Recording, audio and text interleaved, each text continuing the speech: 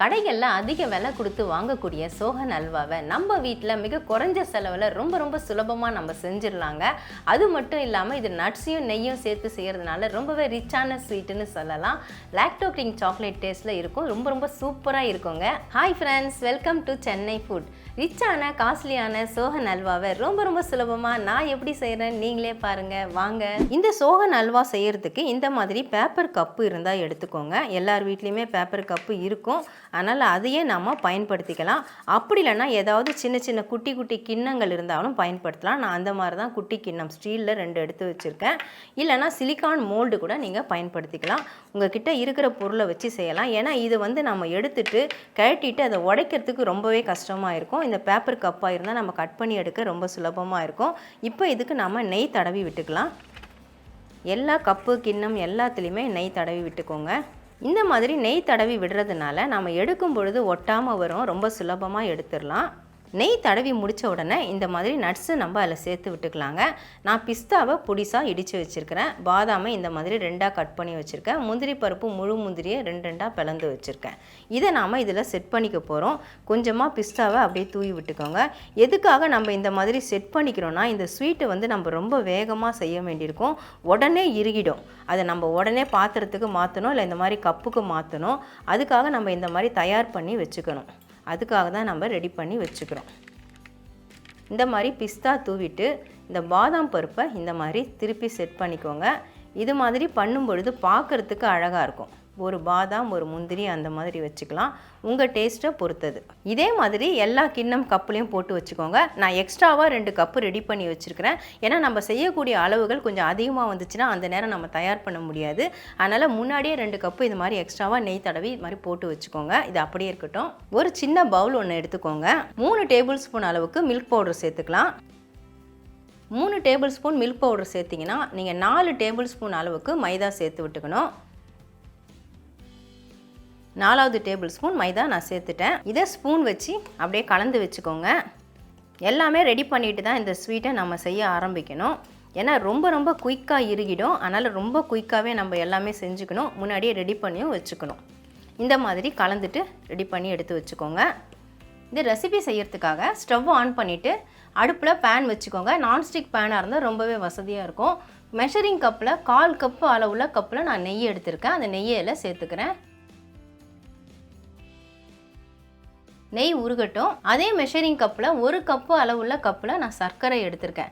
அதாவது 1/4 cup Naina 1 cup சர்க்கரை எடுத்துக்கணும். நீங்கள் எந்த கப்பில் நெய் எடுக்கிறீங்களோ அந்த கப்புலேயே நீங்கள் சர்க்கரையை கூட 4 கப்பு அளந்து போட்டுக்கலாம். இந்த சர்க்கரையை இதில் சேர்த்துக்கிறேன்.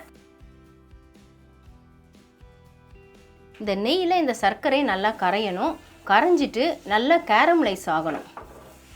நீங்கள் ஹை ஃப்ளேமு மீடியம் ஃப்ளேமுன்னு மாற்றி வச்சு தான் கேரமலைஸ் பண்ணிக்கணும்.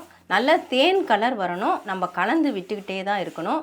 நெய்யில் சர்க்கரை போட்டோன்னே பாருங்கள், எதுவுமே இல்லாமல் அப்படியே வத்தி போன மாதிரி சர்க்கரை தெரியுது. ஆனால் கொஞ்சம் சர்க்கரை கரைய ஆரம்பித்த உடனே நல்லா இலகி வரும்.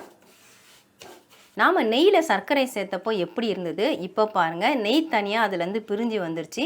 சர்க்கரை ரொம்பவே சாஃப்ட் ஆகிடுச்சு. நல்லா மொறுமொறுப்பாக இருந்த சர்க்கரை எல்லாமே இப்போ சாஃப்ட் ஆகிட்டு வருது. இன்னும் கொஞ்ச நேரத்தில் சர்க்கரை கரைஞ்சிட்டு கலர் மாற ஆரம்பிச்சிடும். நான் மீடியம் ஃப்ளேமில் வச்சுருக்கேன் ஸ்டவ்வை. ஃபஸ்ட்டு ஹை ஃப்ளேமில் வச்சுட்டு நல்லா ஹீட் ஆன உடனே மீடியமில் வச்சுட்டு ஆனால் கலந்து விட்டுக்கிட்டே இருக்கணும். இந்த மாதிரி இப்போ பாருங்கள் சர்க்கரை எல்லாமே கரைஞ்சிருச்சு. கலரும் கொஞ்சமாக மாறிக்கிட்டே வந்துட்டுருக்குது.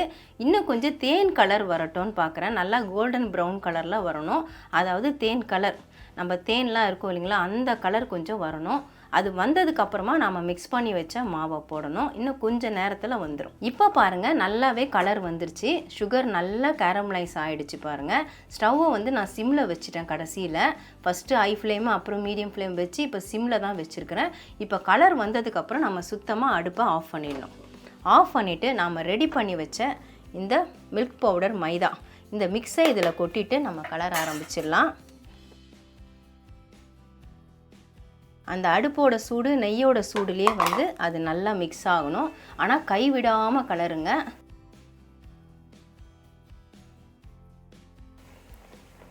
ஸ்டவ் ஆஃப் பண்ணிட்டு தாங்க நம்ம மிக்ஸை சேர்த்தோம். இப்போ பாருங்கள் நல்லா ஒட்டாமல் திரண்டு வருது. இதுதான் சரியான அல்வா பதம். இப்போ நம்ம ரெடி பண்ணி வச்ச கப்புக்கு மாற்றிக்கலாம். ஆனால் ரொம்ப குயிக்காக செய்யணும் இதை. இப்போ நமக்கு சரியான பதத்தில் வந்துச்சுங்க. ஒரு ஸ்பூனை வச்சுட்டு நம்ம அள்ளி போட்டுக்கலாம். ஒரு ஸ்பூன் அளவுக்கு அள்ளி போடுங்க. அதிகமாக போட்டால் ரொம்ப தடிமனாக வந்துடணும். கொஞ்சம் மெலிசாக தான் நம்ம போடணும். போட்டுட்டு வேகமாக நம்ம அதை லெவல் பண்ணியும் விட்டுக்கணும்.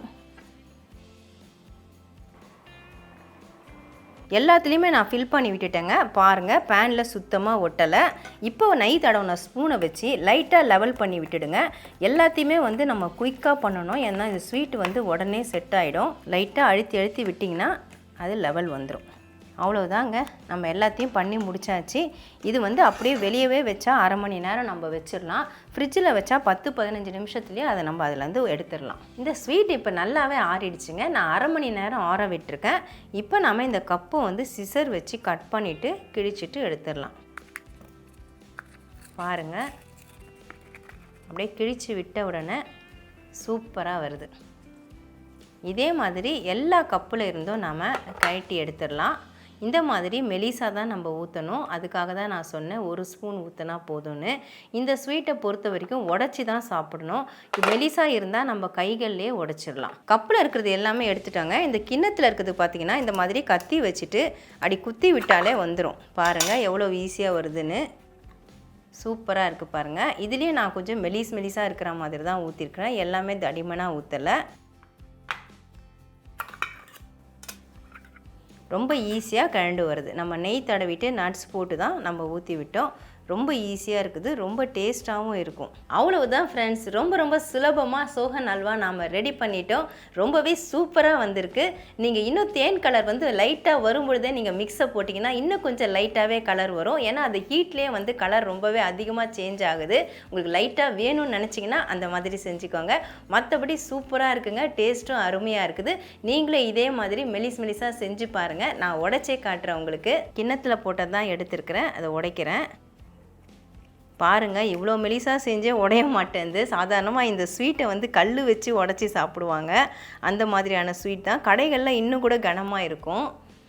உடைக்க ட்ரை பண்ணிகிட்ருக்கிறேன். எனக்கு பலம் இல்லைன்னு நினைக்கிறேன் உடைக்கிற அளவுக்கு.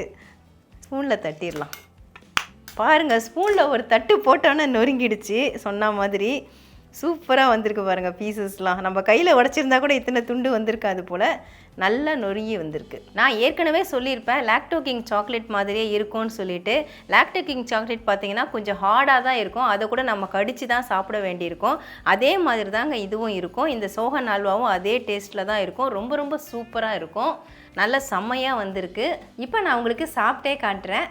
ஒரு சின்ன பீஸ் எடுத்துருக்கிறேன். ஏன்னா ரொம்ப பெரிய பீஸ் எடுத்தால் கடிக்க முடியுமான்னு எனக்கு தெரியல.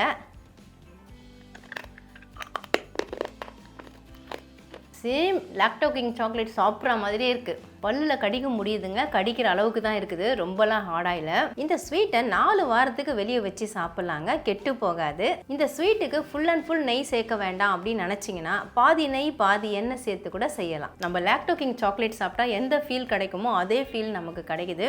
ரொம்ப சூப்பராக இருக்குங்க. நம்ம நெய்யை வச்சு செஞ்சுருக்கோம். அதனால் டேஸ்ட் அருமையாக இருக்குது. அட்டகாசமாக இருக்குது. நீங்களும் கண்டிப்பாக ட்ரை பண்ணி பாருங்கள். ட்ரை பண்ணி பார்த்துட்டு எப்படி இருக்குன்னு கமெண்ட் சொல்லுங்கள். இதோட இந்த வீடியோவை நான் முடிச்சுக்கிறேன். மறுபடியும் இன்னொரு வீடியோவில் உங்களை சந்திக்கிறேன். Bye guys. Bye.